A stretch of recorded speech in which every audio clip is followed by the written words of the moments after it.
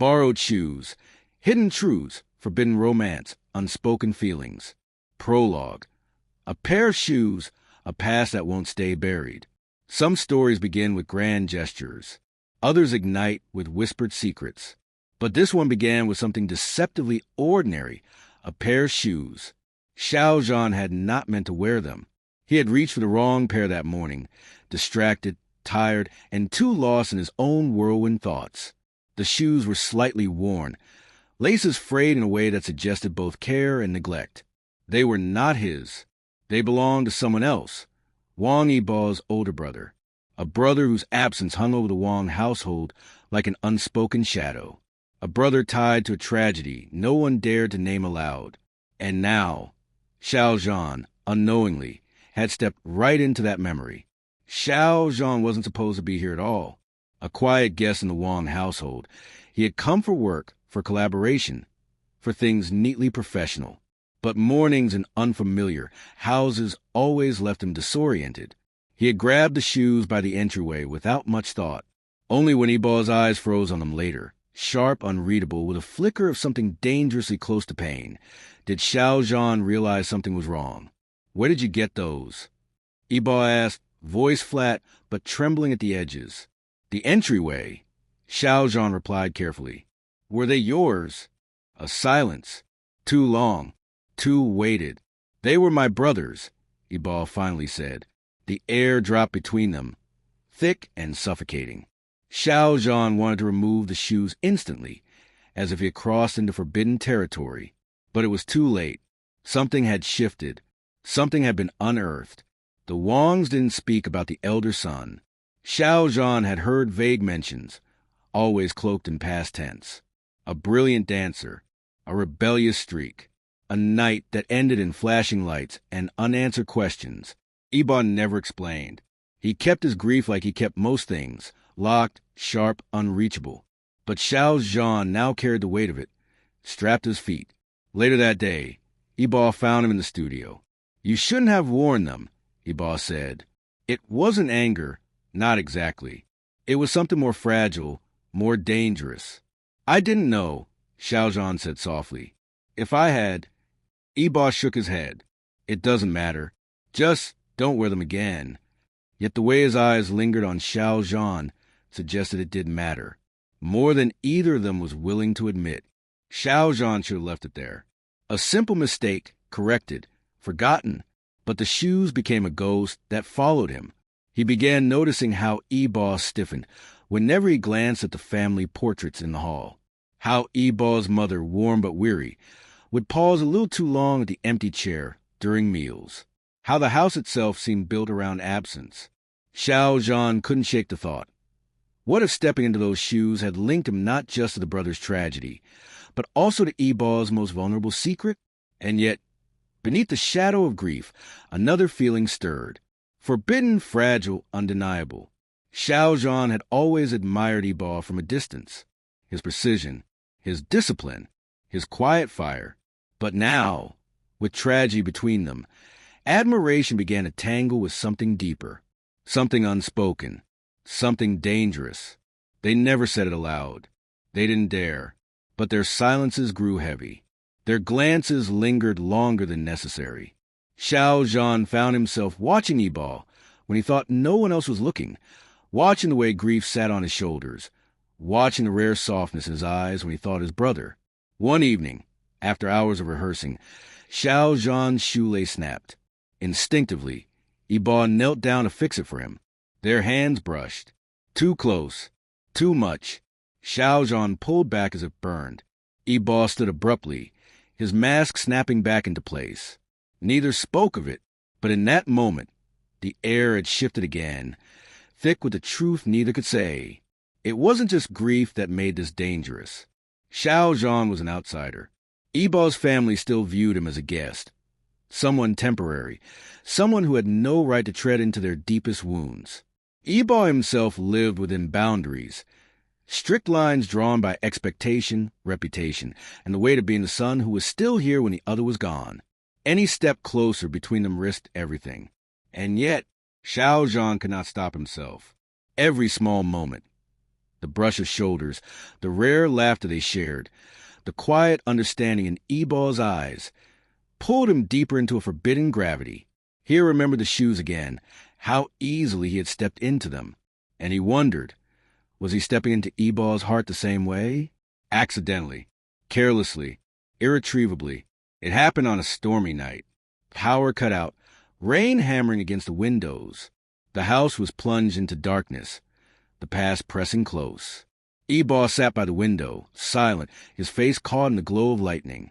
Xiao Zhan approached quietly. "You've never told me about him," he said. Yibo didn't look at him. "There's nothing to tell." "That's not true," Xiao Zhan pressed gently. "You carry him with you every day. I see it." Finally, Yibo turned. His eyes were raw, stripped bare. "He died because of me," Yibo whispered. The words split the air open. Xiao Zhan's breath caught. "No," he said firmly. "Don't do that to yourself." But Yibo's pain was a wound too deep. "If I had been there, if I had stopped him, His voice broke. Without thinking, Xiao Zhan reached out, his hand finding Yibo's. The forbidden line shattered. For a heartbeat, grief and longing tangled into something dangerous, something undeniable. "You're not alone," Xiao Zhan said. "Not anymore." It wasn't planned. It wasn't even logical. But in that moment, rain pounding, grief unraveling, the distance between them collapsed. Yibo leaned in first, or maybe Xiao Zhan did. It didn't matter. Their lips met. A kiss heavy with everything they hadn't said. A kiss full of borrowed time, borrowed courage. When they broke apart, silence roared louder than thunder. "This can't happen," Yibo said hoarsely. "I know," Xiao Zhan whispered, and yet neither moved away. The days after the kiss were both torture and heaven. They carried on as if nothing had changed, but every glance betrayed them. Every brush of fingers carried the memory of that night. The shoes remained by the door untouched, but Xiao Zhan couldn't look at them without remembering that he, too, had crossed into forbidden territory. Was this love, or just two souls bound by grief? Was it healing, or was it betrayal? Of the brother who wasn't there, of the rules they weren't supposed to break? Xiao Zhan didn't know. Yibo didn't say. They lived in silence, in unspoken feelings, in stolen moments that burned brighter for being wrong. Epilogue, borrowed shoes, borrowed hearts. Some truths are hidden because speaking them would shatter everything. Some romances are forbidden because the world isn't ready to hold them. Some feelings are unspoken because silence feels safer than fire. But Xiao Zhan would never forget the weight of those shoes. How something so ordinary had tied him to a tragedy, to a family's wound, to Yibo's heart. And though the world might never know, though they might never name it aloud, he knew what it meant to walk in borrowed shoes. He knew what it meant to carry forbidden love. The Wang household seemed even quieter after that stormy night. The walls carried echoes of words never spoken, while silence stretched between Xiao Zhan and Yibo like a taut string ready to snap. Xiao Zhan tried to pretend nothing had changed, but he felt it in every breath. The forbidden kiss haunted him, sweet, dangerous, unforgettable. His heart leapt whenever Yibo entered the room, but his mind reminded him of the boundaries they could never cross. And then there were the shoes. Every morning, he saw them by the door. Worn leather, faded stitching, a pair of ghosts that refused to rest. They were no longer just shoes. They were a reminder of the brother who was gone, of the tragedy unhealed, of the night Xiao Zhan had stepped into both grief and love at once. One evening, Yibo's mother asked Xiao Zhan to fetch something from the attic. Dusty, cramped, filled with boxes of forgotten years, the attic smelled of both memory and neglect. As he searched, he stumbled upon a cardboard box pushed into the corner. Inside, photos, dance shoes, a jacket with the name Wang Jian embroidered inside, the brothers' belongings, and tucked between them, a folded letter sealed but never opened. Xiao Zhan froze, pulse quickening. He knew this wasn't meant for him. But something about it, the dust, the way it had been left untouched, felt like an invitation from the past itself. Before he could stop himself, he slipped the letter into his pocket. Late that night, when the house slept, Xiao Zhan sat on his bed staring at the envelope. His conscience screamed at him to put it back, but his heart whispered that this letter might hold the truth Yibo had never spoken. He opened it. The handwriting was shaky, desperate. The words spilled like a confession. If I don't make it back, don't blame Yibo. He always tried to protect me. This choice is mine alone. Xiao Zhan's throat tightened. Jian hadn't been lost by accident. He had chosen his own path, a choice wrapped in recklessness and finality. And Yibo had carried the guilt all these years. The letter trembled in Xiao Zhan's hands. He knew he should return it, pretend he had never seen it. But he also knew this truth could break the chains around Yibo's heart. The next morning, Xiao Zhan found Yibo alone in the garden, the dawn light painting his face in soft gold. I found something, Xiao Zhan said quietly. He held out the letter. Yibo's expression shifted. Fear, anger, grief, all colliding at once. You had no right, he whispered. I know, Xiao Zhan admitted. But Yibo, you've been punishing yourself for something that wasn't your fault. Jian wanted you to know this. Yibo's hands shook as he read the words. Tears slipped silently down his face. Xiao Zhan had never seen him cry before. It was raw, shattering, and achingly human. He knew, Yibo choked. He knew I couldn't save him. You tried, Xiao Zhan said firmly. You loved him. That's all you could do. For a moment, Yibo leaned into him, shoulders shaking, grief finally finding release. And Xiao Zhan held him, knowing this was both healing and dangerous. In the days that followed, something shifted between them. The letter had peeled back layers of silence, leaving them closer, yet more vulnerable than ever. One night, after practice, Yibo lingered instead of leaving.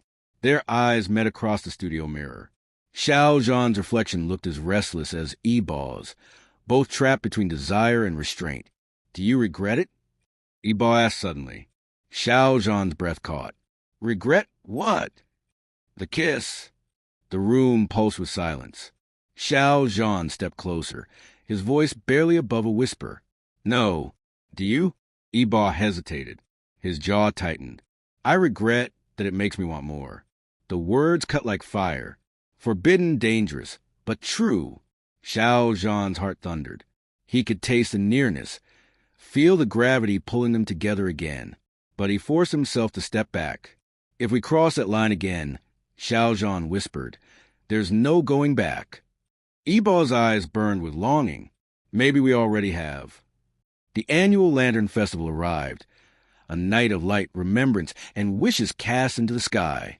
Yibo's family gathered, their faces soft with memories of Jian. Lanterns rose like fragile stars, carrying words unspoken into the heavens. Xiao Zhan wrote his wish quietly, for Yibo to forgive himself. When the lanterns lifted, he caught Yibo watching him.